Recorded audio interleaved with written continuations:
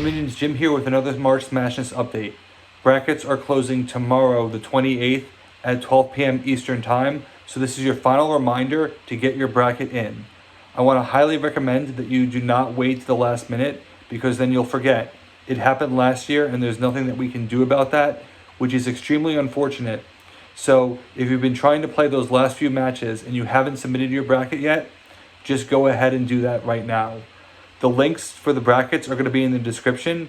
They are at bracket.marchsmashness.com or temporarily marchsmashness.com if it's easier. We will be using that URL for things later on in the month. Please get them in before Eastern Time tomorrow.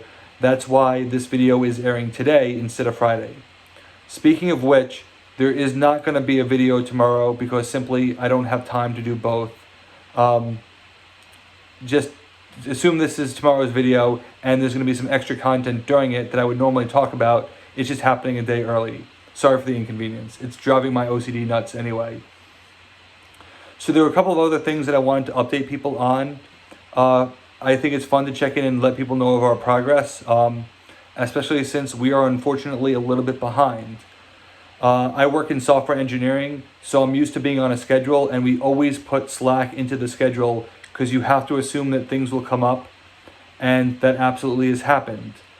The best of 3 format has been both a blessing and the curse for the tournament. Definitely more good than bad. The curse is because it's been, as I predicted, a logistical nightmare, trying to get in all those extra games, making sure that we're not stepping on each other in terms of who goes first, and making sure that everything is done before we can move on to the next round. Because of that, we are a little bit behind where we need to be, but because of that slack in the schedule, everything's going to work out in the end.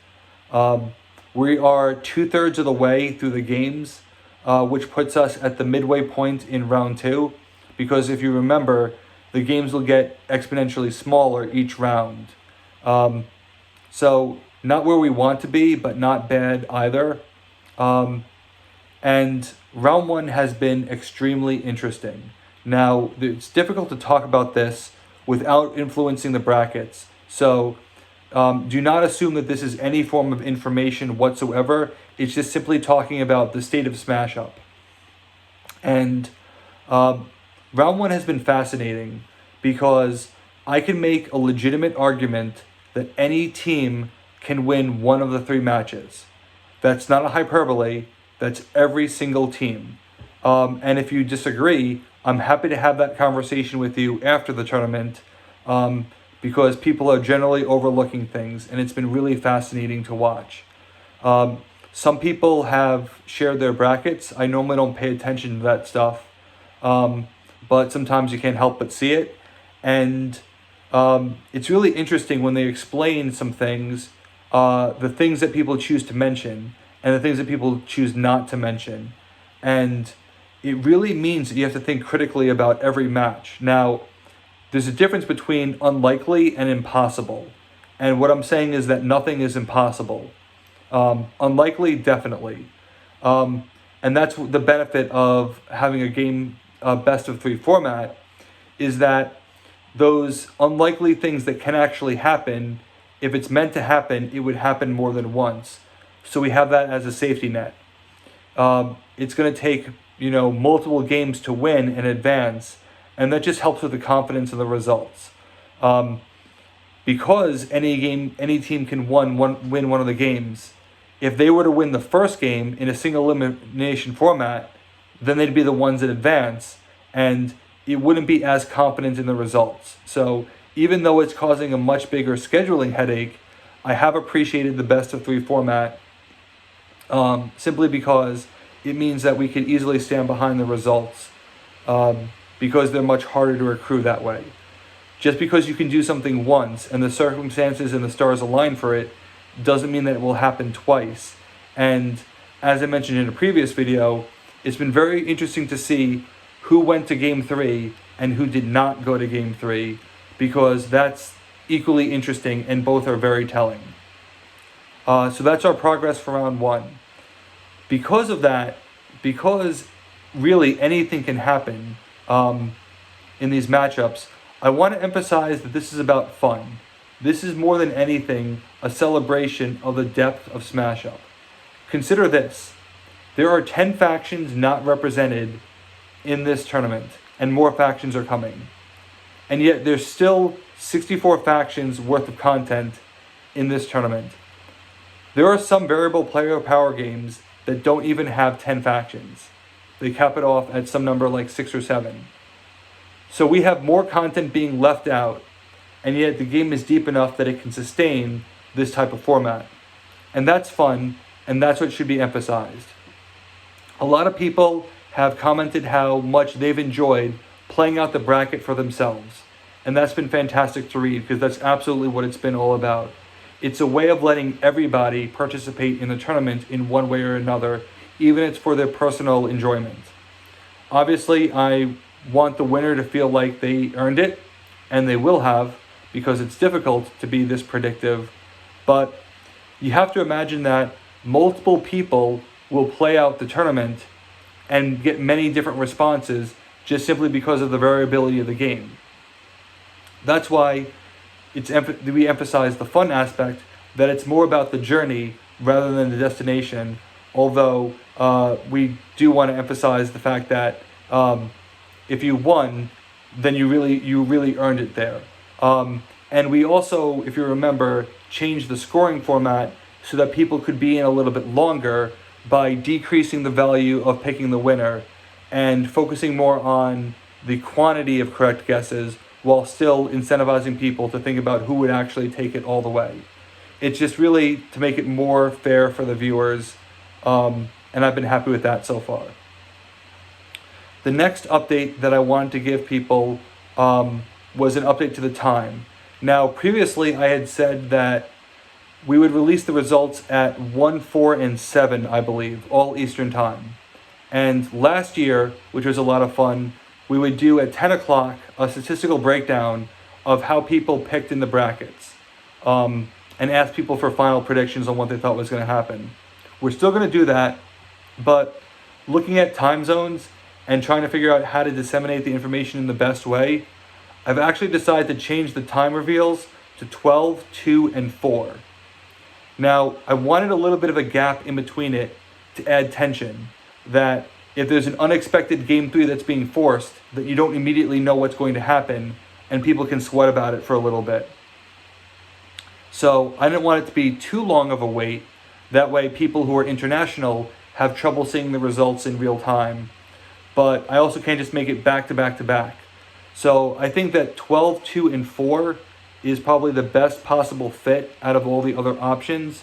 It will at least let lunch breaks be available for viewing some of the results.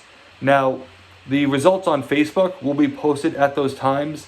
There are external sites where we will also be publishing the results, but I can't guarantee that those are going to be immediate, because it depends on our ability to automate it. Usually those things we have to update manually, and we will be working during the day most days.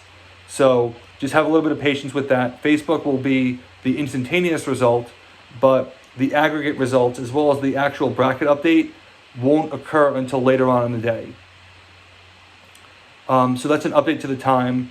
If you want to know what game is going to be revealed on what day, go to dates.marchsmashness.com to see the calendar, and that link is also going to be in the description of this video. The last thing I want to talk about is a change to the tiebreaker, and it's minimal, but I had mentioned that the tiebreakers are going to be played by a neutral third party, and largely that is still true. But because we are behind, we had some incidents where we didn't realize that we would need a Game 3, just because we thought, yeah, based on how Game 1 went, we should expect that, the odds are pretty good that the team will win in Game 2 as well. And they didn't.